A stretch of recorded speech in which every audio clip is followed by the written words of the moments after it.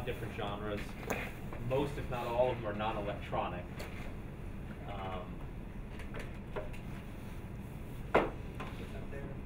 well, actually, if it had this height, I could probably work something that. I don't have anything to display. Okay, yes, I'm Steve Jackson, and as Brian said, I've been designing games for about 35 years now. That includes Munchkin, which you see up there, and a lot of others. Now, I'm my own boss. My company has about 30 people. We do card games, board games, dice games, role-playing.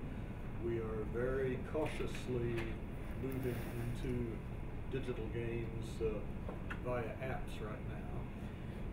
Those of you who are carrying an iOS device, assuming you've got good wireless in here, you can download one of them for free. While I'm talking, we may get to it later. It's called Zombie Dice. We are indie. We make it work. We grossed about $3.5 million last year. We were profitable. So there are models other than to go to work for Electronic Arts. But I'm here to talk to you about all that stuff. What I know about is making games mostly with pencil and paper, dice, and about making it as an indie. I cannot talk to you about how to write code. I don't write code. I cannot read code. I can talk to you about what code does. I can talk to you about the things that paper and electrons have in common, like play mechanics and balance, documentation, and why, yes, you need some, even if you're making a game for Facebook, interface, social aspects, and if we get this far, emergent behavior. I will be open, I'm really open for questions at any time. If you want clarification, like now.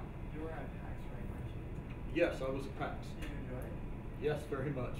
I saw you, I said hi, but I think there were a lot of other people. Yes, we had maybe upwards of 7 or 8 people come and say hi. It was great.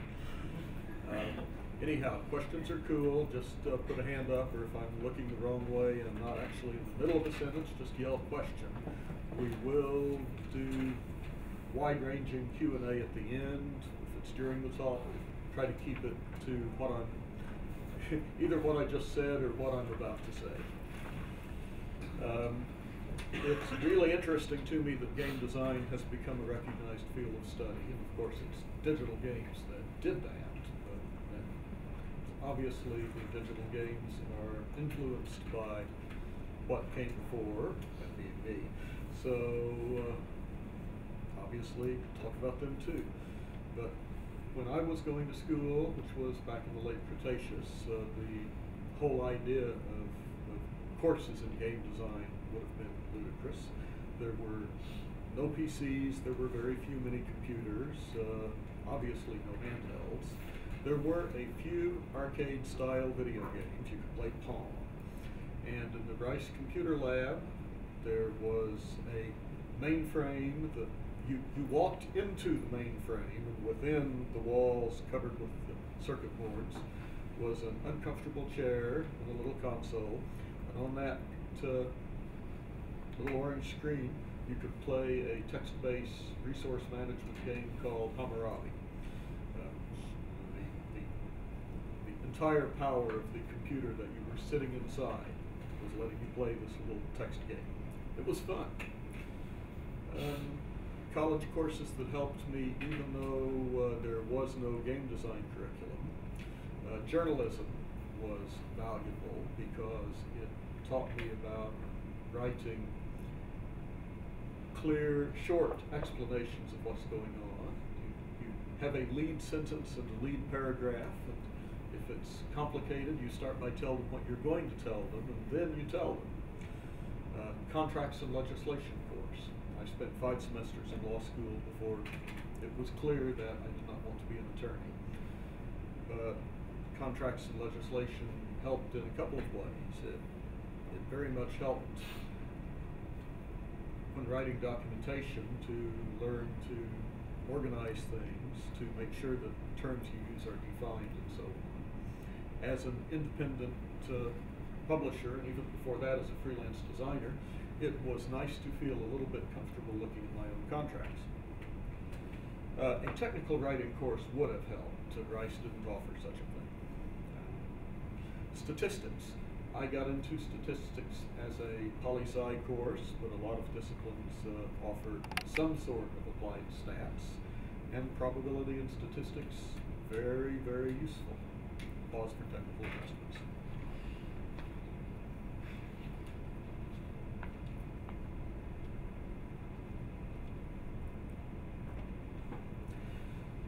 Okay, before I dive into my notes, I wanted to follow up on a couple of points you made. Many sim fans are not gamers. Okay, does that mean that sim is breaking off, is really turning into its own hobby? Will it need its own marketing channels? Well, a lot of times they do have that. So if you remember a lot of the flight sims back before, the graphical internet, it's a whole microcosm of people figuring out how to get onto. Now, is that going to mean that we have, and I think the answer is already yes, that we have entirely different companies and groups and specialists working on those? Okay, so that will Not mean, all, but right one. that will mean that there's more opportunity for divergent development and then cross-fertilization. It's going to be worth your while if you're working in MMOs to go every so often and look at what the sim guys are doing. Have they learned any new tricks? And informally, I have seen places already where MMO and sims are crossing over. And so I don't know. I mean, the genre must have a name among its players. I don't know what it is, but you get a large group of people together and they say, we're going to have a pretend airline. And then their lifestyle game for however long they stay into it would be coming home at night to logging into the forum that runs the game, and the pilot so-and-so checking in, and then you spend your evening on a sim running a commercial airliner from Boston to Detroit and back. And that's what you do. Meanwhile, playing the social game, the dominance game, and so on, among the other pilots, playing politics. Who's going to be union president? Who's going to bust the union? But it's all built around the flight simulator, but the flight simulator becomes what you do while you're really playing social game. So it's great to see what people do with the tools. Okay, and as far as licensing goes, I typed a licensing note in here someplace. Yes, that makes it harder. Licensed game is a lot more challenging because you have to be faithful to the license. You have to keep the licensor happy. That may involve dealing directly with creative talent on their end, or you may be dealing with an agent who has a lot of paperwork to offer you. There are three good reasons why I would take a license, why I haven't passed. The first one would be because there are gobs of money.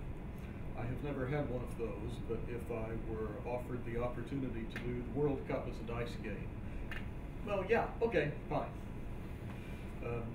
The second would be if the license were an absolutely perfect fit for an existing popular game that we were already doing.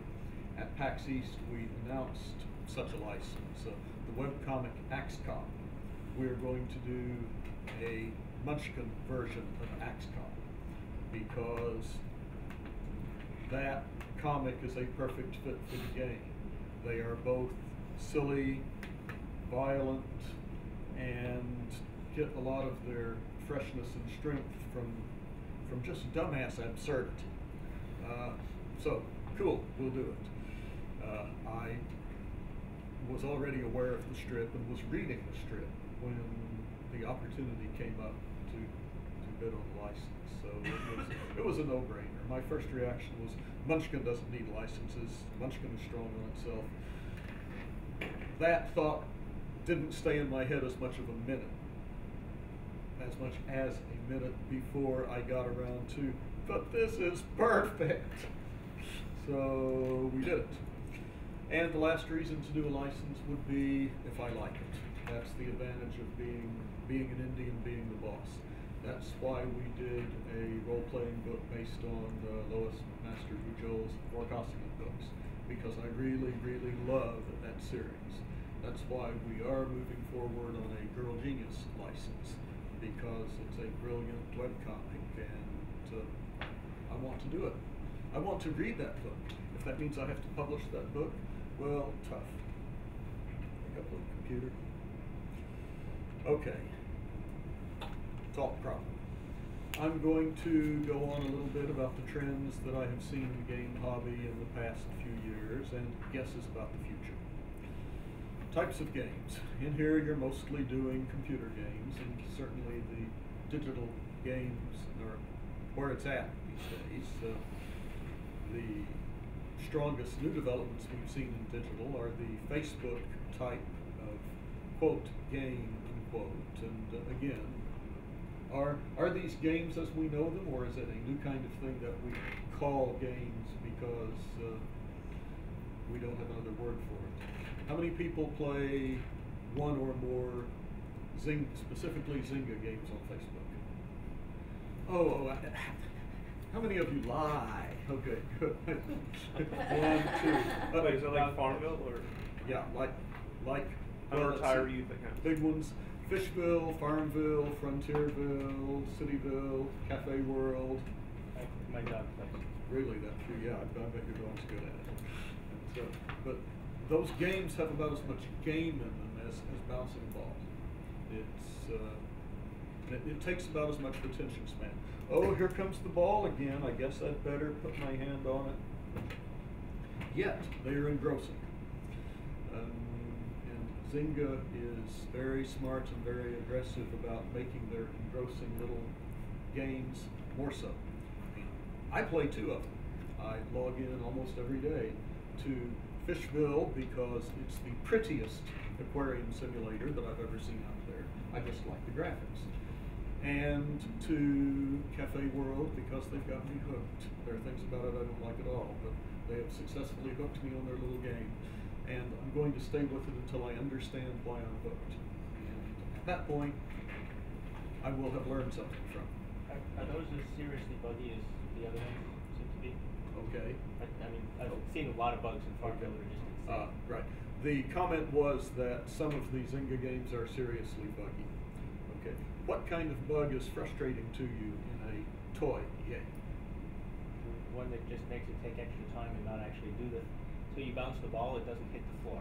Gotcha. Okay. So even though the expected behavior is very simple, when you know what it's going to do and it doesn't do it, you're annoyed. Probably because you think, how could they mess up something that simple? More or less. Yeah. Okay, I can ask the same question. The other thing that annoys me very much about those games is the degree of pop-up. It's hard to really get into the flow of a Farmville type game to the extent that it is with a complicated RTS like, hats off to Age of Empires. Spent a lot of time playing his game. But you can get into the flow, and then when it pops up and says, oh, a little seahorse needs to be rescued, and you sort of say, where's the button that lets me render seahorses extinct? Yet, they must be doing that for a reason. If I'm not getting anything out of that, what are they getting out of it? That's, that would be a design element that is not put in there for my pleasure, but because it is helping Zynga monetize their game, either directly by getting me to pay for something, or indirectly by making me an agent of the viral spread of that particular game by poking a Facebook friend. There's a lot of clever applied psychology. Clever applied psych is going on in those games, and I'd like to understand it better. Then we have apps. That's the type of digital game that has really taken everything by storm in the past few years. The only downside to apps from the designer's standpoint is that there are so many out there that you're waving desperately for attention. Unless you already are Madden football, or have a Star Wars license or something of the sort. How are you going to get your app noticed? We can hope that you will do a really brilliant one and that it will be noticed and go viral, but even that doesn't always work. A good friend of mine writes apps. She did the code behind Zombie Dice. She has a couple of her own where she did code, art assets, some of the sound, everything. And one of those, called Holiday Bells, went slightly viral to the point where Apple noticed it, and it was featured in their holiday store 2 years in a row. It's very cute. The other one is called Cryptoku, and it's sort of a cross between Sudoku and Tetris, and it hasn't caught on. It's very good, but I guess it's never been written up in the right blog. I could actually write something on a blackboard.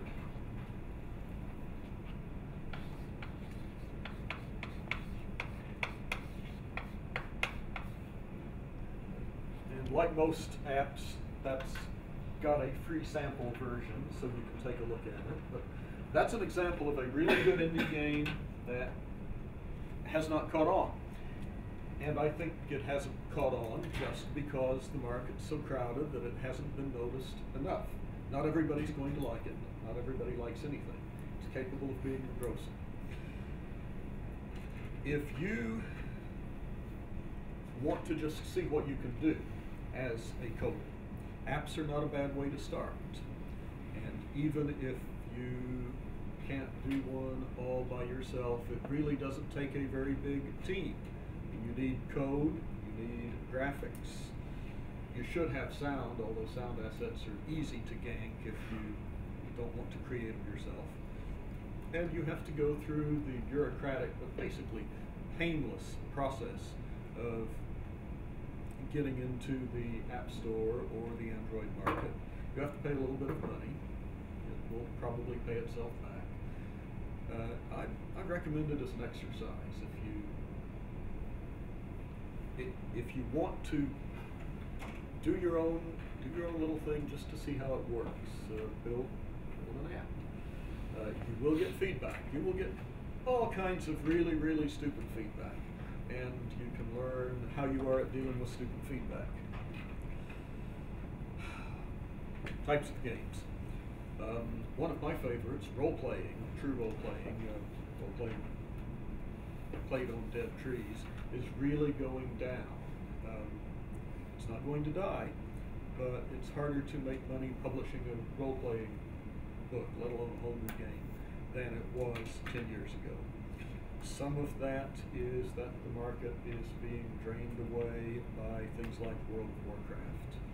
Some of it is that people seem to be more mobile, and role-playing thrives on the ability to get a good, stable group together.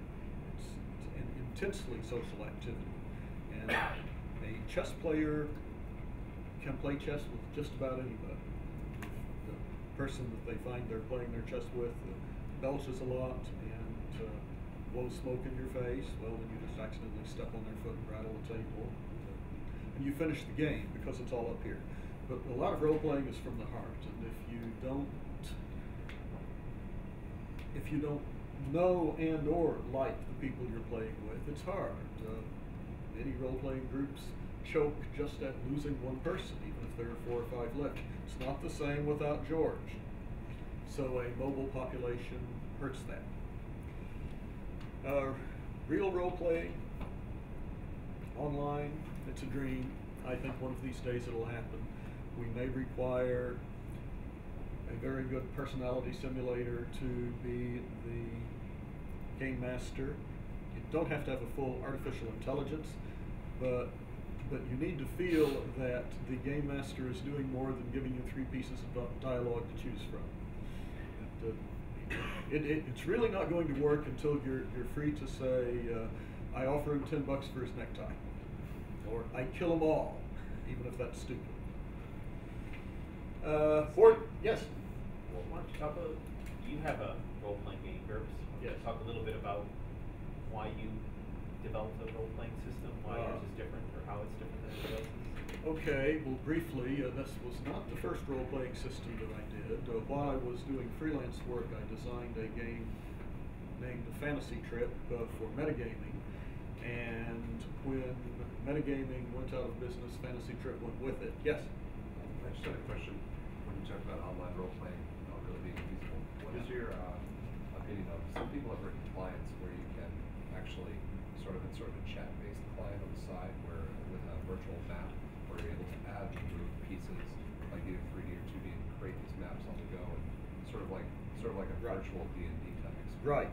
What he's talking about is setups that let a number of people come online together, and usually written around a chat system, but you also have maps and whiteboards that groups can manipulate. You'll have some objects that are privileged only to the game master.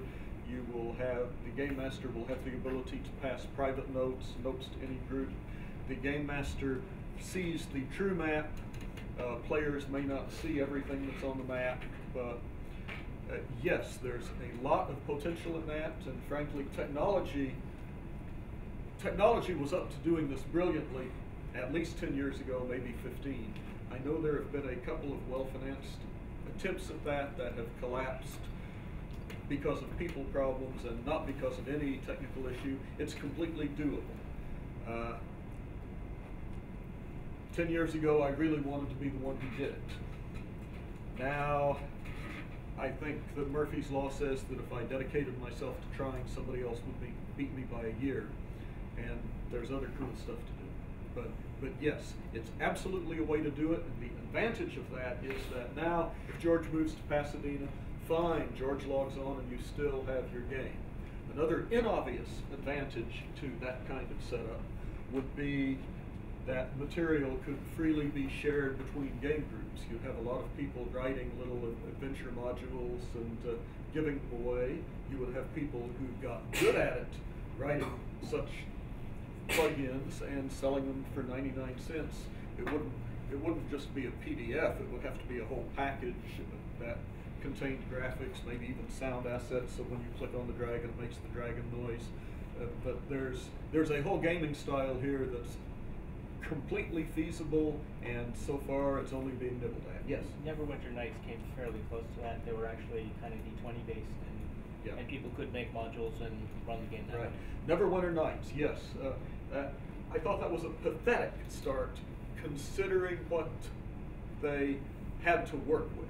I worked with that a little bit. There was even some short-lived discussion of Steve Jackson Games producing something, but I say pathetic not because it wasn't fun, because it was, but there were a couple too many degrees of difficulty involved in setting up a good module for people to play. They were also locked into the whole 3D thing, so there was a little bit of Uncanny Valley issue. I assume you've all beaten to death the idea of the Uncanny Valley in graphics?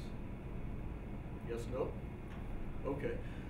Uncanny Valley is what we call it when you're trying to do 3D characters and you get them just realistic enough to look creepy without looking realistic. You get some of these games where it looks like all the characters are dead people walking. Ew! Better to have cartoons which don't frighten anybody. And that's why I like Puzzle Pirates better than World of Warcraft. Because Puzzle Pirates is all cute little no-nose cartoon pirates. And although World of Warcraft has gotten better, they don't look dead anymore. I just don't like that cartoon style as much. Okay, but that was a complete ditch. To emulate your classic dungeon crawl role-playing, all you really need is static figures and a top-down map view. Granted, it's prettier before, but the more assets that you can not have to devote to trying to do 3D and trying to do 3D well, the more you have to spend with other things. But yes, Neverwinter Nights could have developed into something really good. I was not a happy camper when they canceled that whole initiative. And it wasn't just because of the half-written module we had. Okay. Was that half an answer to you? Okay.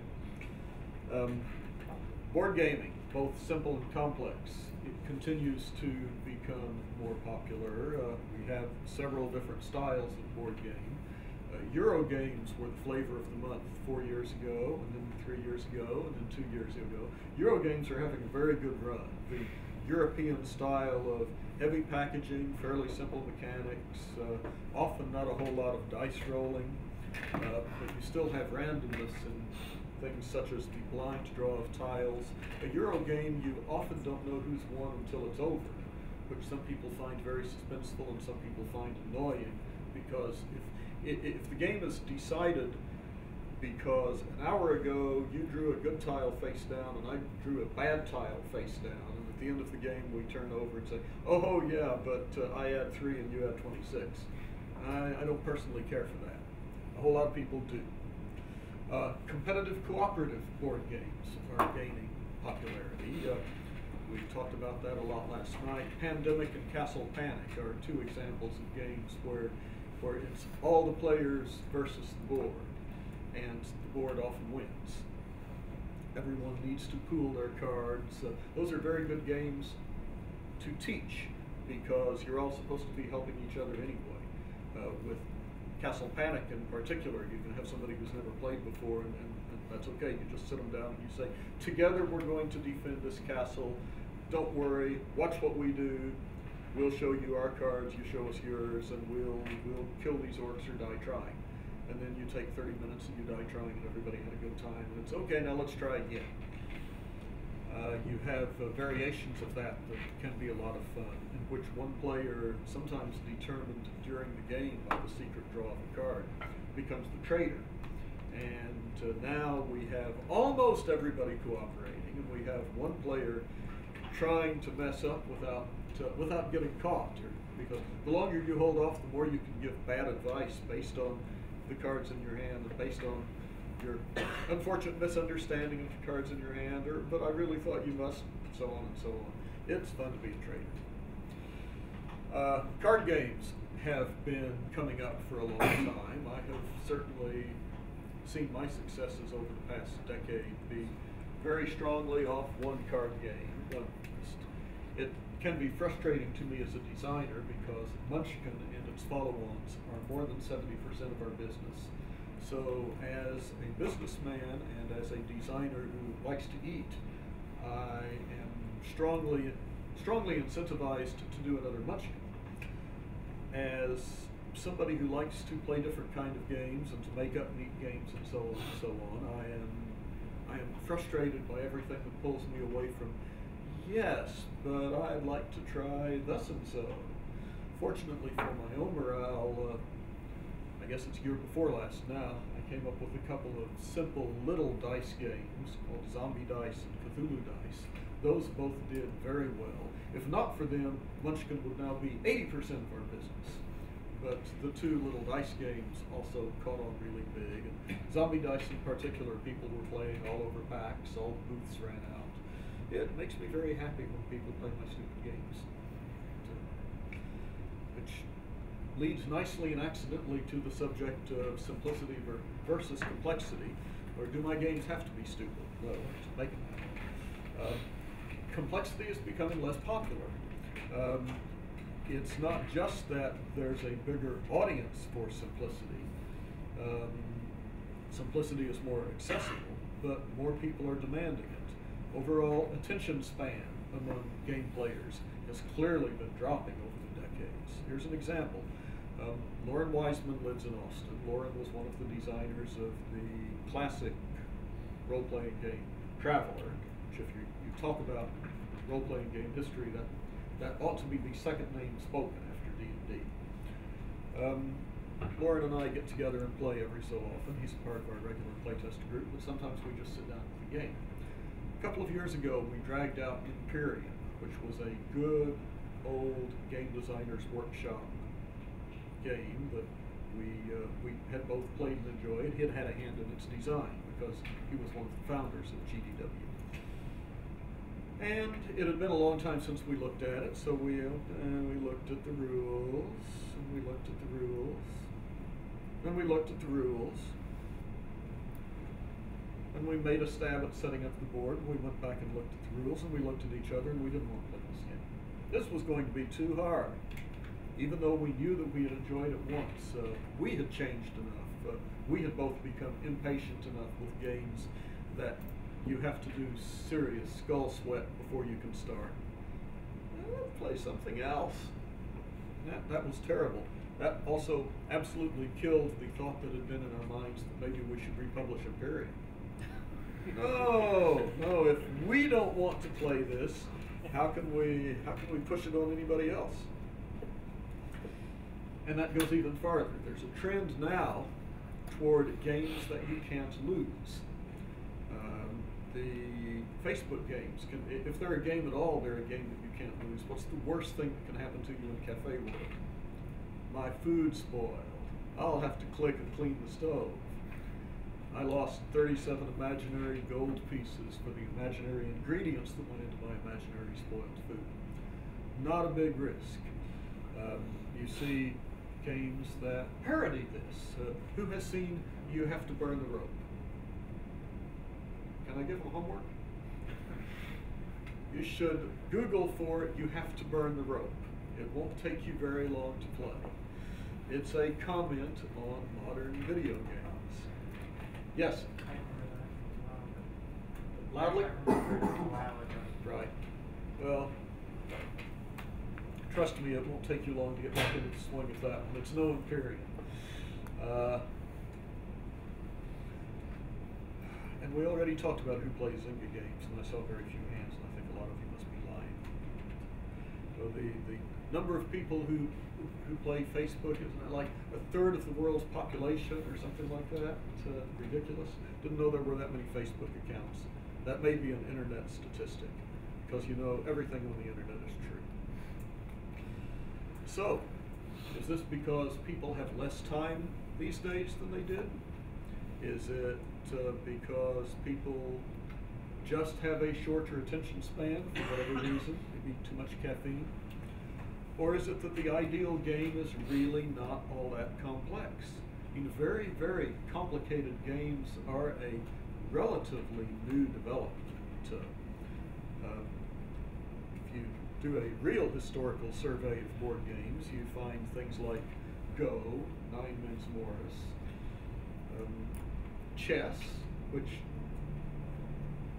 has incredible interactions, but you can learn the moves in an afternoon. Chess is not a complex game.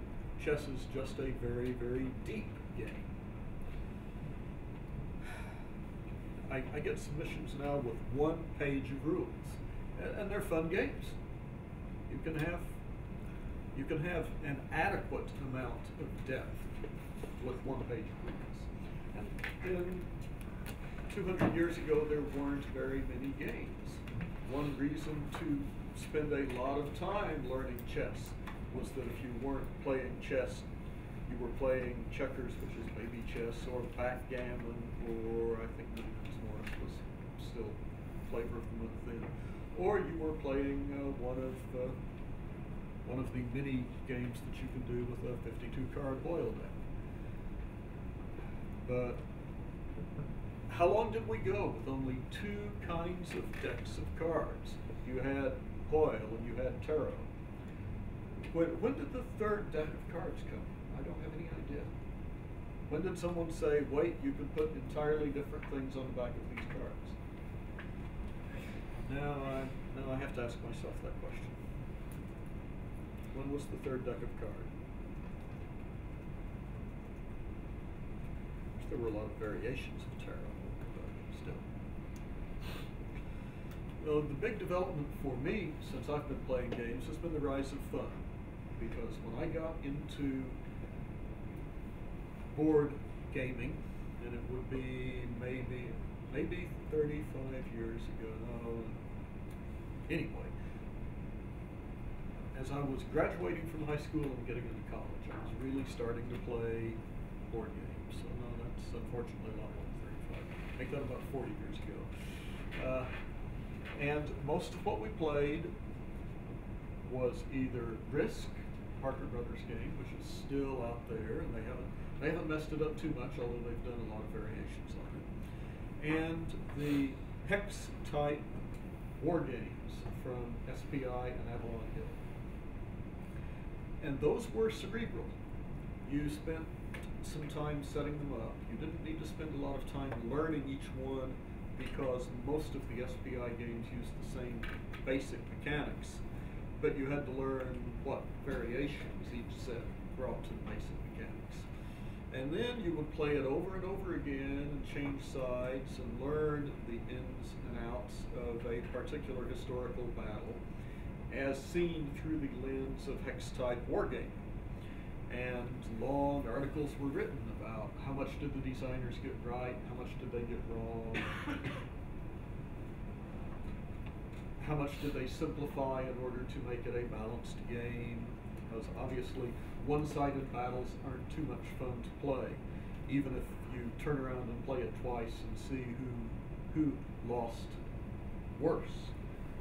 Just Custer versus the Indians is not much of a scenario, whichever side you're on. Waterloo is a whole lot more interesting. That one really could have gone either way. But those games were not fun. I mean, you might get up and do the happy dance when you roll 3 6s and Custer gets away, but that's just gloating. That's not the same thing as, so we're all sitting around the table grinning like loons. Mostly you would be sitting around the table, 4 wrinkled, trying to figure out what to do next. Someplace along the line, games got a little, hobby type games got a little bit silly, and I am glad to have had a part in that because I like silly. Silly is what I do. I would rather do games where you laugh out loud at your own glee and where you get a little bit of silly schadenfreude because look at the terrible thing that I did to you. Through suffering, good. Here's the other one. So on. There are academic terms now for different kinds of fun among people who study games more seriously than I do. I don't study them as much as I play them. I'm not as up on my current technical game design literature as I probably should be. But it makes me happy that people are studying it. Okay, how are we doing for time? Got about 15 more minutes. Okay, then I want to bang just a little bit on the future and then do questions. What I see coming in the future, more digital, more online stuff, more and different kinds of massively multiplayer game, not necessarily mediated through Facebook. Puzzle Pirates was on one of your slides. Puzzle Pirates is, I think it's in its 6th year in general release, and it developed for a couple of years before that. If you like MMOs, you might take a look at that just for something a little bit different. If you happen to like pirates, then by all means, give it a shot, because it really does encourage player role-playing much more than most MMOs do. Among all kinds of digital trends, I see, and so does everybody else in the industry, a really disturbing trend for games to copy each other. Often it seems that the bigger the budget, the more risk-averse are the people at the top, and you get games that are just clones of the last things out. That doesn't always happen. Recently, Epic Mickey, for instance, took some chances, and that's pretty much the epitome of a big budget game. You know, Warren got to reinvent Mickey Mouse. How cool is that? He took some chances. It's neat that he was allowed to take some chances, but that problem is not overall solving itself. The budget to create a big digital game is so high that the safe thing is to shoot for a modest copycat success that will leave you alive to do the next one. Kind of beat those things to death already. I'm sure that classic face-to-face role-playing is never going to die. but it's going to have more and more competition. I hope that somebody will do a good job of implementing and distributing the kind of tools you were talking about, because that will really, really help. We're going to see more short and simple card and board games. There's been, not that Munchkin was the first silly card game, but it was one of the first few really breakout success silly card games, another one being Flux. That field has gotten a lot more crowded. We have a lot of people getting in and trying to be funny. But it doesn't work unless you are really funny, not just think you're funny. It doesn't work unless you let people bring some of their own fun to it, and it doesn't work unless the game mechanics are clean. The game also has to be fun. You can't just do a stack of funny cards. And big, beautiful, fancy board games are still increasing in popularity. I think that is a direct result of digital games for two reasons. First, a modern digital game is a thing of beauty, with its wonderfully rendered units wandering around a beautiful colored background, and it's even got custom written music and so on and so forth. And they do what you tell them to, and then other things come on and get killed. It's beautiful. It's thing one. Reason two is that in order to play one of these, you have to have a monitor. And if you have a monitor, you have to put little toys on top of the monitor. And some of these big games come with dozens of little plastic toys, and when you're not playing with it, you can stick them on top of the monitor. You think I jest. I do not jest. So we're moving that way with one of our next releases. The first game that I ever designed was Ogre, and as originally published, it was a very cheapy little $3 game. The new incarnation of Ogre will probably be $100. It will come in a box that weighs 12 pounds, and it will have 3D figures, not plastic, but constructible cardboard. So we're going to give people beautiful toys, because some people like beautiful toys, although I freely admit that this edition of Ogre gets back to, it's my company and I want to do a pretty version of the first game I ever did. I think I'll make my money back. If I'm wrong, I'm not risking anything of anybody else's. It's not even going to take so much away from Munchkin that the Munchkin guys' jobs will be in danger. I really think that in a year I get to look at my COO and say, told you so. And then he'll say, okay, Steve, can we do another one? And then I'll say, yeah, now let's do Car Wars that way, only with plastic. Quick notes on process of design. I think this is relevant to what you might be doing. More relevant if you get to decide what you're working on. If you graduate to join a studio, then you will do what you're told to do, but work on your own stuff on the side. Which do you do first, theme or mechanic? That's a personal choice. I always go theme first. I have to know what story I'm telling. Some good designers create good games by, from somewhere in their head, pulling a mechanic that's unrelated to theme and then tacking a theme on it.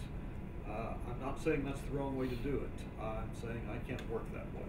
I don't think of themes in a vacuum. I think of themes as ways to simulate either humorously or seriously the theme that I'm working on. Prototyping.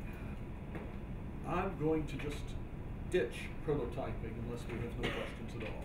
Prototyping is important. Playtesting is important. To do those first, you have to have a game.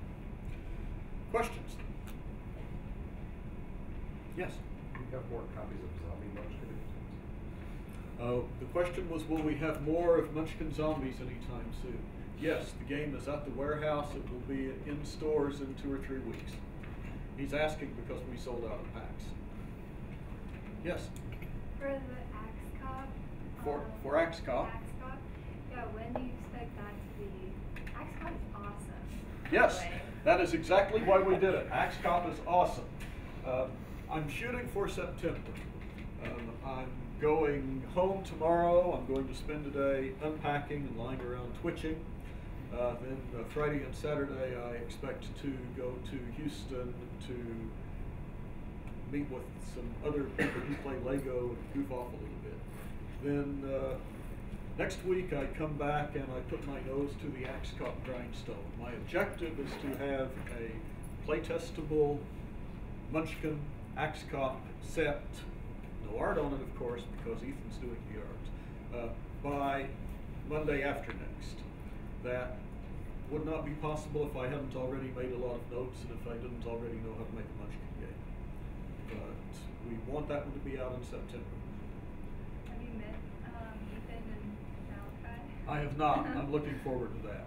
I was not planning to go to San Diego Comic-Con this year, but I may have to do that just so I can shake their hands. Ethan's hand anyway. I don't know if he takes little brother to SDCC or not. Little brother probably has to go to school. Okay, others? Yes? What would you say the development cycle looks like in a paper game typically? The question was, what is the typical development cycle in a paper game? If you're talking amount of time, it's how long is a string? But the steps are kind of predictable. The first concept, what's the game about? Then there's a lot of scratching on paper to what prototypes might look like, what really happens, thinking about mechanics. Then build first prototypes, which may be really, really rough. If I need a custom die, my first prototype is going to be, you take sticky Avery labels and you draw symbols or numbers on them and you stick them on a regular die of however many faces.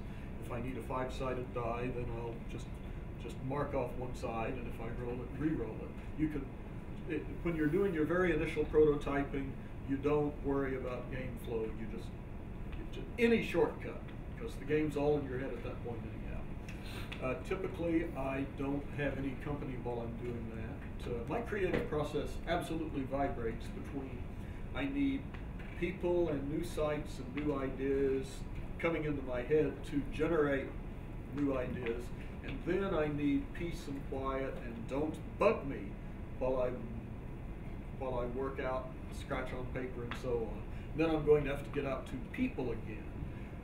It's not impossible to have a good playtest process all by yourself for a multiplayer game, but I only know of one good game that's ever come out of that.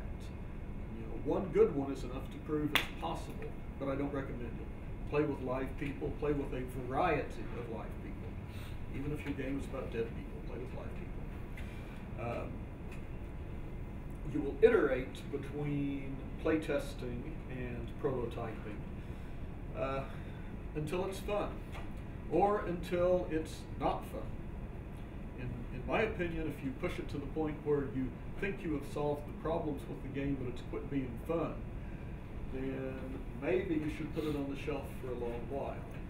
Maybe you have now a mathematically valid game that just isn't really, really that neat.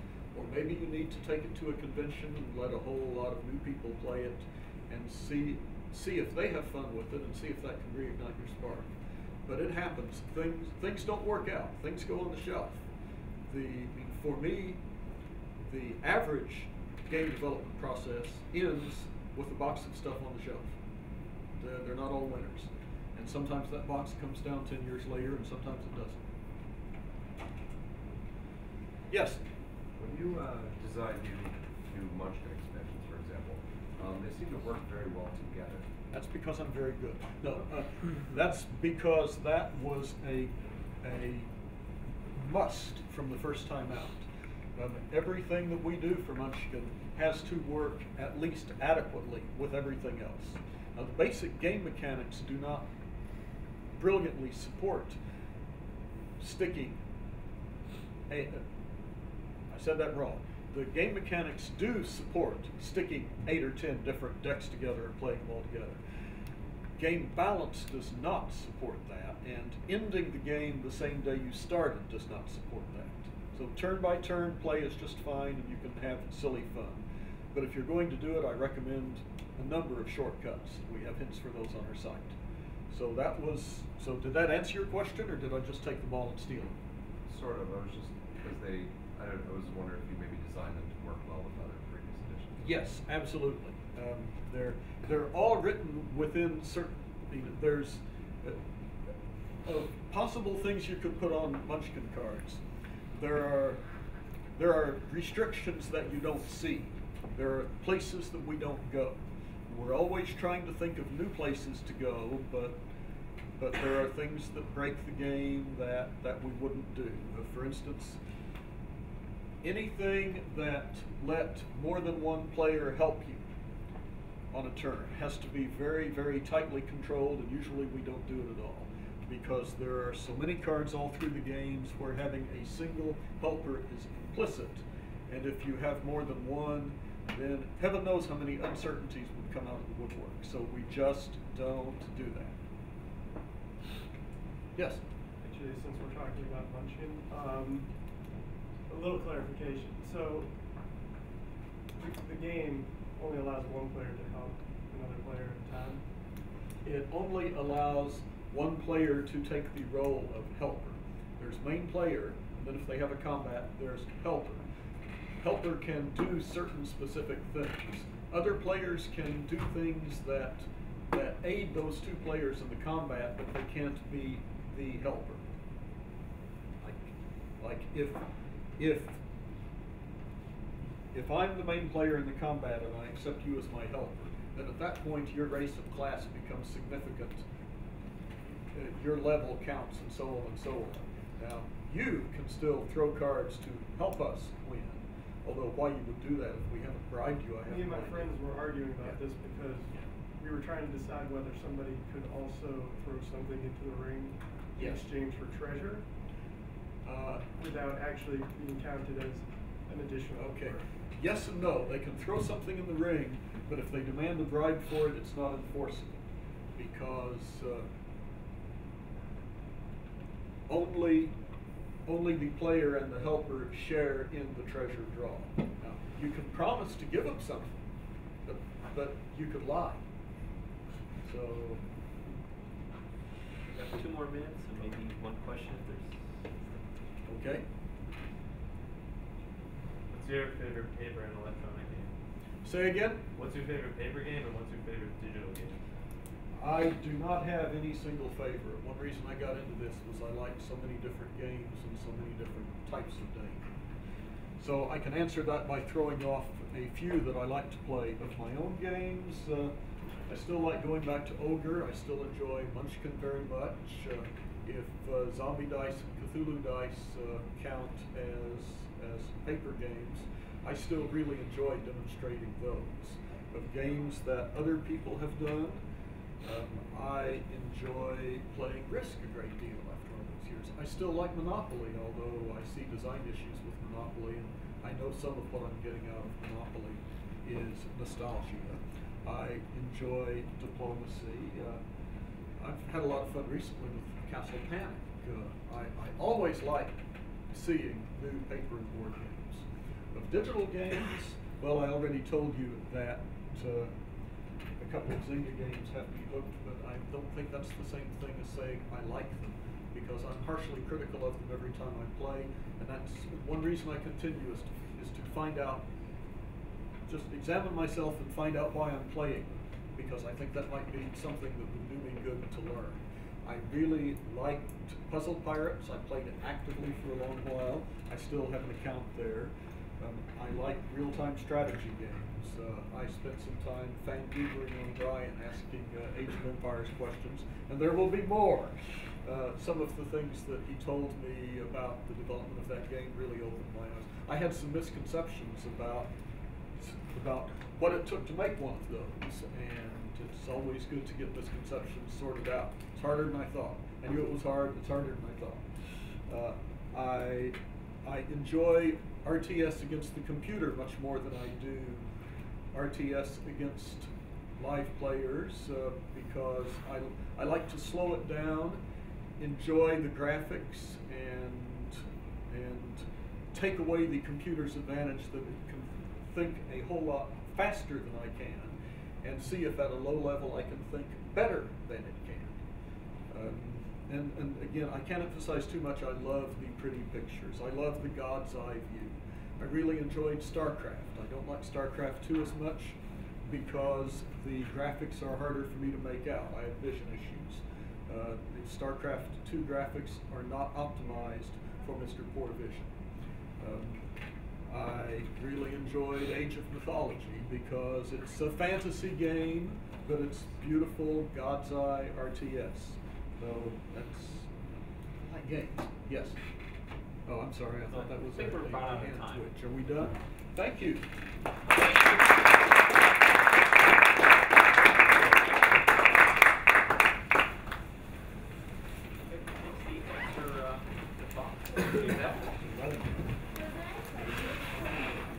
Yeah.